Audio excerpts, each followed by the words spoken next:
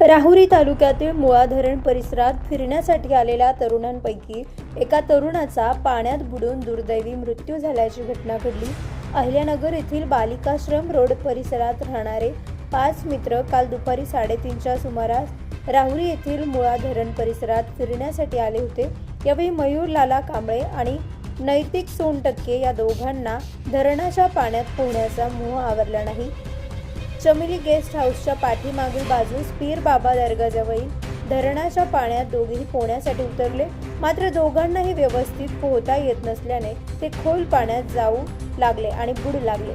दोघांनी आरडाओरडा केल्याने परिसरातील स्थानिक तरुणांनी तातडीने घटनास्थळी धाव घेतली। त्यांनी पाण्यात उड्या मारून दोघांना वाचविण्यात प्रयत्न केला।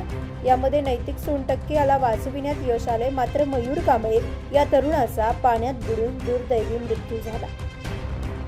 मयूरच्या पश्चात आई, वडील आणि 2 बहिणी असा परिवार आहे। सदर घटनेची माहिती मिळताच नातेवाईक राहुरी येथे दाखल झाले। मयूरला मृत अवस्थेत पाहून नातेवाईकांनी मोठा हंबरडा फोडला। या घटनेमुळे परिसरात हळहळ व्यक्त केली जात असून मुळा धरण परिसरात सुरक्षिततेचा प्रश्न पुन्हा एकदा ऐरणीवर आला। नवतेज महाराष्ट्र ब्युरो, राहुरी।